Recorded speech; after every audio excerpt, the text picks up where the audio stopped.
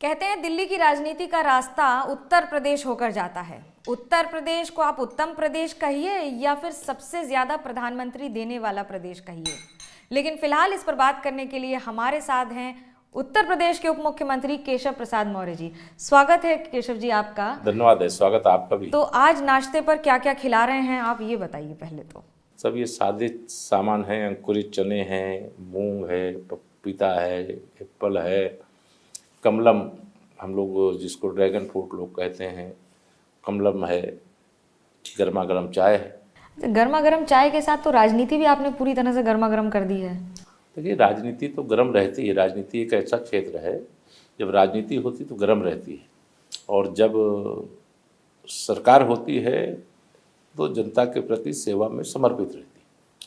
तो हमारी सरकार राजनीति पार्टी हमारी जब राजनीति करती है तो राजनीति गर्म होना और वो स्वाभाविक है। और जब सरकार के नाते जिम्मेदारी निभाते हैं तो उत्तर प्रदेश की 25 करोड़ जनता का ध्यान रखने का प्रयास करते हैं। आप इतना ध्यान रखते हैं कि आप जितने भी आपके राज्यसभा सांसद जाने वाले हों उनके लिए समाजवादी पार्टी कहती है खरीद फरोख्त पैकेज तक निकाल देते हैं। है क्या ये पैकेज? ये क्या है कि अंगूर खट्टे की आपने कहावत सुनी होगी। जब अपनी पार्टी संभाला न जा सके, अपना परिवार संभाला न जा सके, तो सबसे सरल बात है कि भारतीय जनता पार्टी पर आरोप लगा दो। लेकिन उन्हें अपने गिरेबान में झांकना चाहिए। अपने पार्टी को वो संभाल करके नहीं रख सके, इस पर चिंतन करने की जगह भाजपा पर आरोप लगाने के कारण से समाजवादी पार्टी नहीं बचेगी। समाजवादी पार्टी को बचाने के लिए उनको अपनी पार्टी में काम करना पड़ेगा, जनता के बीच में जाना पड़ेगा, गुंडों, अपराधियों, माफियाओं, दंगाइयों का साथ छोड़ना पड़ेगा, जो समाजवादी पार्टी कर नहीं सकती। क्योंकि जिस दिन समाजवादी पार्टी गुंडे, अपराधी, माफिया, दंगाइयों का साथ छोड़ेगी उस दिन समाजवादी पार्टी समाप्त हो जाएगी। अखिलेश जी की ये प्रॉब्लम है। समाजवादी पार्टी के मुखिया अखिलेश यादव जी कहते हैं कि आप गुंडों का इस्तेमाल करते हैं, आप डराते हैं, धमकाते हैं, आप एजेंसी का इस्तेमाल करते हैं और उसी के बिना पर आप अपने राज्यसभा में सांसद भेज पाते हैं। ये मिथ्या आरोप है। ये सत्ता से बेदखल होने की बेचैनी है, जिससे सत्ता वियोग हो गया है अखिलेश यादव जी को। अब इस वियोग में इस प्रकार की बातें करना एक फैशन बन गया है। एक गांव में कहावत है कि चलनी में दूध दूहे और किस्मत को दोष दे। और सपा की हो, कांग्रेस की हो, हालत ये हो गई है कि चलनी में दूध दूहे, उसमें रुक नहीं सकता, और भाजपा को दोष दे दीजिए। तो इससे न कांग्रेस बचेगी, न इससे सपा बचेगी, न जो भाजपा विरोधी दल हैं न वो बचेंगे।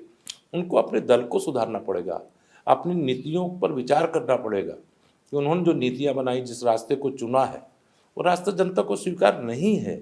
जनता चाहती है सुशासन, जनता चाहती है सबका साथ, सबका विकास। और माननीय प्रधानमंत्री मोदी जी के नेतृत्व में देश में, आदरणीय योगी आदित्यनाथ जी के नेतृत्व में प्रदेश में भाजपा की डबल इंजन सरकार अगर अच्छा कर रही है तो लगातार 4 चुनाव में भारी भरकम जनादेश के साथ हम लोग देश और प्रदेश में सरकार चला। आप कहते हैं कि आपको कांग्रेस मुक्त भारत चाहिए, लेकिन आप तो विपक्ष मुक्त भारत कर रहे हैं, तो फिर डेमोक्रेसी रही कहाँ? गणतंत्र के नाम पर तो ये धोखा नहीं है जनता के साथ? क्या भारतीय जनता पार्टी कांग्रेस पार्टी चलाएगी, समाजवादी पार्टी चलाएगी, बहुजन समाज पार्टी चलाएगी, भाजपा चलाएगी? उन दलों के नेताओं का दायित्व है कि अपनी पार्टी को मजबूत करें। कल ये मजबूत थे, आज क्यों कमज़ोर हुए? भाजपा कल कमज़ोर थी, हमने लगातार ज़मीन पर काम किया है, हमने लोगों का संगठन मजबूत किया है, हर बूथ पे संगठन का तंत्र खड़ा किया है।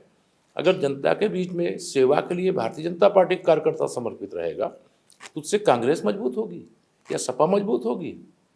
या भारत विरोधी बातें करके, जातिवाद की राजनीति करके, पीडीए की बात करना और परिवार डेवलपमेंट अथॉरिटी चलाना, इससे काम चलेगा क्या? बीजेपी डर गई है पीडीए से? बीजेपी डर जाती तो लड़ कैसे पाती? बीजेपी 80 की 80 सीटें उत्तर प्रदेश के अंदर जीत रही है, तो काम के दम पर जीत रहे हैं, संगठन के दम पर जीत रहे हैं, सरकार की उपलब्धियों के दम पर जीत रहे हैं, मोदी जी के नाम के बल पर जीत रहे हैं। आपने कहा 80 की 80 जीत रहे हैं, तो समाजवादी पार्टी, कांग्रेस आपके अनुसार कुछ नहीं जीत रही है, 80 सीटें लाएंगे कैसे? फिर गठजोड़ करके? 73 लाए थे, 73 हम 2014 में ला चुके हैं। और सपा बसपा का जब गठबंधन था तब भी हम 64 जीत चुके हैं, और 16 सीटें हम पिछली बार हार गए थे, उसकी रणनीति तैयार की है, लगातार 5 वर्ष मेहनत की है उन लोकसभा सीटों को जीतने के लिए। लोगों का भरोसा ऐसे नहीं जीता जा सकता कि आप कोई अच्छा भाषण दे दो, भाजपा पर आरोप लगा दो, मोदी जी के काम पर उंगली उठा दो, इससे तो ना कोई दल आगे बढ़ जाएगा। अगर उनको आगे बढ़ना है तो धरातल पे काम करना पड़ेगा। दिक्कत मोदी जी पर नाम उठाने पर है, उंगली उठाने पर है, या फिर बीजेपी पर सवाल उठाने पर है? मोदी जी बनाम भाजपा, भाजपा बनाम मोदी जी, दोनों एक ही चीज़ है, कोई अलग अलग नहीं। मोदी जी भाजपा के हैं, भाजपा मोदी जी की है, तो ये सब एक दूसरे के पर्याय हैं। इसलिए उसको जब उंगली ये उठाते हैं, चाहे मोदी जी पर उठाएं तब भाजपा पर उठा रहे हैं, भाजपा पर उठाएं तो मोदी जी पर उठा रहे हैं। तो यह जो विपक्ष के पास नीतियां ही नहीं है, इनकी कोई विचारधारा नहीं है, जहां फायदा देखते हैं अपना उसी प्रकार से गिरगिट की तरह रंग बदल लेते हैं। अन्यथा पहले तो कोई मंदिर नहीं जाते थे विपक्ष के नेता, आज क्यों जाना पड़ रहा है? उनको लग रहा है अगर मंदिर नहीं जाएंगे तो बहुत बड़ा वोट बैंक उनसे नाराज हो जाएगा। मंदिर जाने से उनका वोट बैंक नाराज हो जाएगा कि मंदिर नहीं जाने से?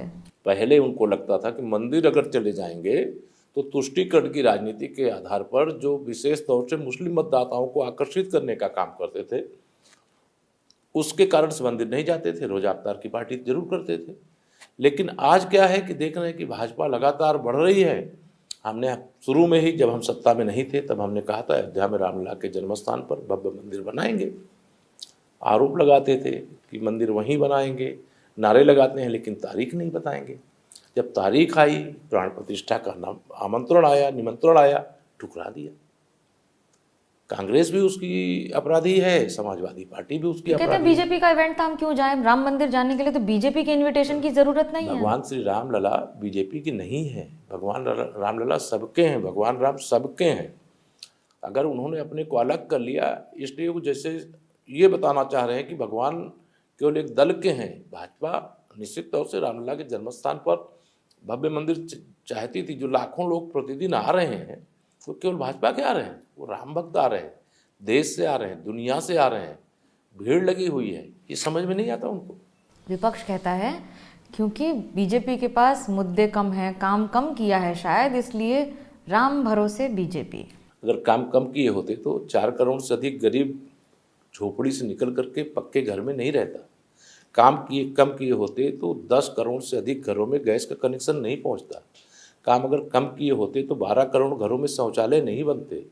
काम कम किए होते तो हर घर नल से जल नहीं पहुंचता। काम कम किए होते तो जो गरीब अंधेरे में रह रहा था उसके घर में भी सौभाग्य योजना से बिजली का बल्ब नहीं जलता। काम अगर कम किए होते तो 52 करोड़ से अधिक बैंक के खाते नहीं खुलते। काम का तो अंबार लगा हुआ है, मैं उसका वर्णन करूंगा तो ये तो श्रीमद् भागवत कथा हो जाएगी। अच्छा, मनोज पांडे या पल्लवी पटेल ये सब जब तक विपक्ष में रहें तब तक आपके लिए राम बनाम रावण है। जैसे ही आपकी पार्टी में आ जाएं तो सब कुछ राम और गंगा जल से धुल गया। नहीं, ये गलतफहमी है। अभी हमारे विधानसभा अध्यक्ष श्री सतीश महाना जी ने सदन में एक प्रस्ताव रखा कि भाई सदन चल रहा है, सदन के बाद सब लोग रामलला विराजमान हो गए हैं, सारे विधायक और सारे मंत्रीगण दर्शन के लिए चलेंगे। प्रस्ताव के समर्थन में जो लोग हैं, जो चलने को तैयार हैं, हाथ उठाएं। सपा में केवल 14 लोग ऐसे थे जो नहीं जाने का पक्ष ले रहे थे, बाकी सब जाने को तैयार थे। लेकिन श्री अखिलेश यादव जी ने अपने अहंकार के कारण से उनको भी जाने से रोक दिया। कोई सपा का व्यक्ति नहीं जाएगा, जब श्री राम बुलाएंगे तब हम जाएंगे, ऐसा बहाना बना करके मंदिर जाने से बचते रहे। राम जी के बाद अब श्याम जी। राम जी काफी नहीं थे कि रघुवंशी के बाद अब यदुवंशी या फिर एक वोट बैंक को रिझाने की कोशिश? देखिए, यदुवंशी और रघुवंशी यह दोनों को अलग अलग दृष्टिकोण से नहीं देखना चाहिए। हम लोग तो राष्ट्रीय स्वयंसेवक संघ के स्वयंसेवक के रूप में बहुत बाल्यावस्था से काम कर रहे हैं, श्री राम जन्मभूमि आंदोलन का हिस्सा रहे हैं। हम लोग उस समय नारा लगाया करते थे कि राम कृष्ण विश्वनाथ तीनों लेंगे एक साथ, ऐसा नारा लगता था। कांग्रेस कहती है कि आप धर्म आधारित राजनीति करते हैं, बुलडोजर भी वहीं चलाते हैं जहां पर आपको वोट नहीं मिलता है या फिर एक धर्म के लोग होते हैं, मुसलमान होते हैं। मैं उनको, जो विपक्ष के लोग ऐसे हैं, उनको चुनौती देता हूँ कि डेटा लेकर के बैठें कि वास्तव में जो अपराधी थे उसमें किनके खिलाफ कार्रवाई हुई है, और जो कार्रवाई हुई है उसमें कितने हिंदू कितने मुसलमान हैं। अपराधी केवल अपराधी होता है। अपराधी को धर्म और जाति के तराजू पे तौलने का काम करना यह जातिवादी सोच है, ये तुष्टीकरण की राजनीति है। ऐसा क्यों होता है कि अपराधी सिर्फ विपक्ष की पार्टियों में होते हैं, बीजेपी में कभी अपराधी नहीं निकलते? क्योंकि उनकी राजनीति का बेस अपराधीकरण है। अपराधियों का साथ करके उन्होंने अपराधियों का राजनीतिकरण कर दिया। जो अपराधी जेल में होने चाहिए वो विधानसभा और लोकसभा में पहुंचा इसमें दिया। आप पक्षपात नहीं करते हैं? नहीं, हम नहीं पक्षपात करते। हमारी पार्टी का दृष्टिकोण बहुत स्पष्ट कि अपराधी अपराधी होता है और अपराधी के साथ अपराधी जैसा व्यवहार होना चाहिए।